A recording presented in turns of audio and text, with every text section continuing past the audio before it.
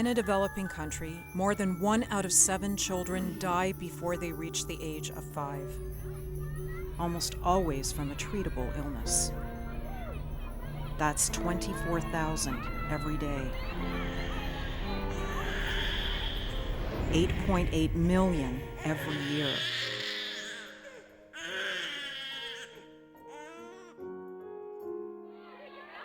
Imagine, 400 busloads of children die every day. There is a widespread lethal sickness that targets children under 5. The truth is, almost all these children die from a common disease we know how to cure. It's not a virus. It's not a pandemic. It's simply our neglect.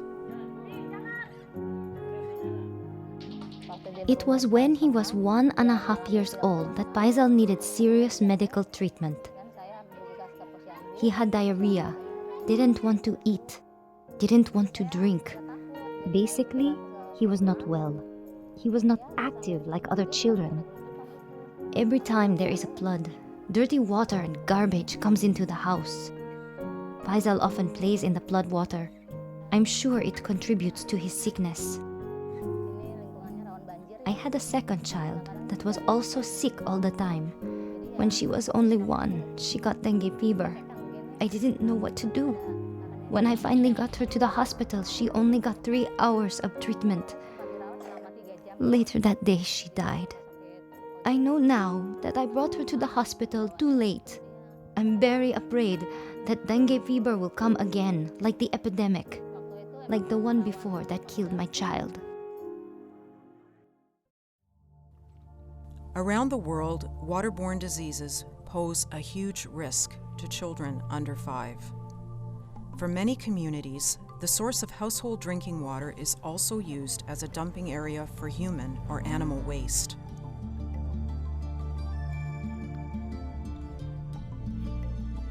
Water is very, very important, and it's a crucial aspect in children's and communities' lives, especially the pregnant mothers. Pregnant mothers, they need to be taken care of. So they can be able also to fetch water, then they also get clean water within their bodies, whereby the children, the young ones, the fetus are not affected. There are several types of illnesses that really emanate from dirty water. There is diarrhea.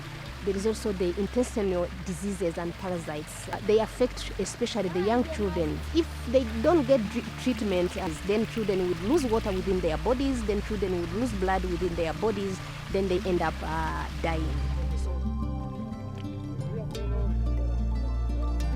You see, there's a fight when you're fetching water. That's where the cows drink their water. That's where the people fetch their water.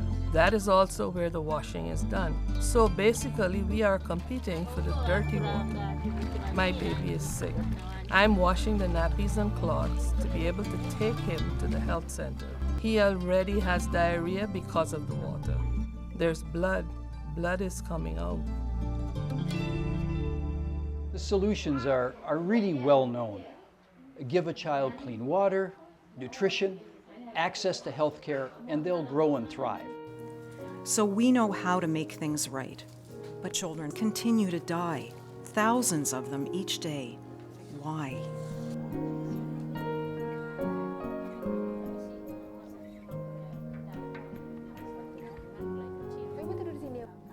After 6 months, Rennie started to be sick regularly. By the time she was 10 months old, Rennie had a respiratory illness. A month ago, the doctor diagnosed Rennie with hepatitis.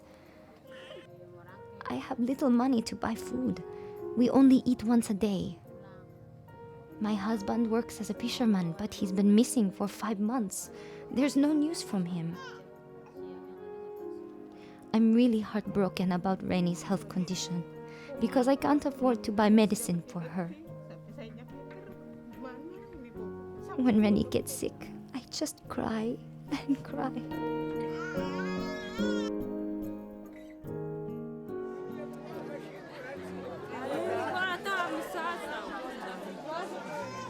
Diarrhea, dysentery, malnutrition, pneumonia, malaria.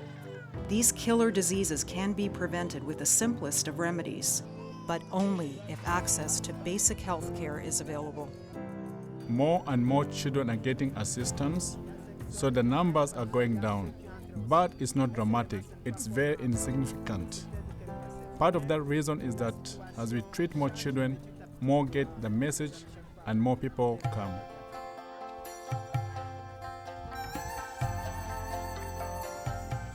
For children to survive, their communities need to be strong. They need access to basic health care and nutrition. They need clean water sources and sanitation facilities. And their mothers need to be empowered to keep their families healthy.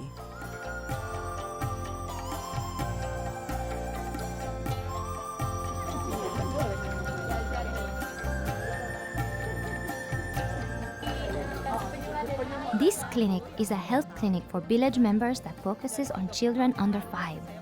It's also an education center for pregnant and breastfeeding mothers. Here they learn to cook good food for children under 5. It doesn't have to be expensive food, but food that provides all the nutrients for the children. When I was pregnant with my second child, I joined the group. I learned about the type of food that's important for my baby. At the clinic, they told me that I have to exclusively breastfeed my baby for 6 months. There is a big difference between my first child and my second child. When I delivered my first child, I didn't know much about nutritious food. My first child was malnourished when she was born. She was often ill, often got sick, and she couldn't eat a lot of food. She's late in learning how to talk and still speaks poorly. She's now 6 years old, compared to my second child who is 2. My second child speaks better than her. We have low-cost, low-tech ways that give every child the opportunity to live beyond their 5th birthday. There's no mystery to solving this problem. Millions of children are still dying before the age of 5 because of our neglect. 5 years is not a child's lifetime. The Canadian government will make children and their mothers a priority at this year's G8 summit. What does that mean? Use your voice. Encourage our government to commit significant funds to stop child and maternal deaths. Making them a priority is not enough. Take 5 minutes. Do 5 things. Support a child in need. Know what children face. Join the campaign network. Share the campaign with others. Act to save a child's life.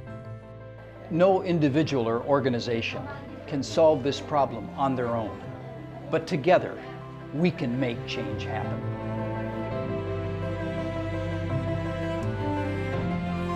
Join World Vision's 5 for 5 campaign.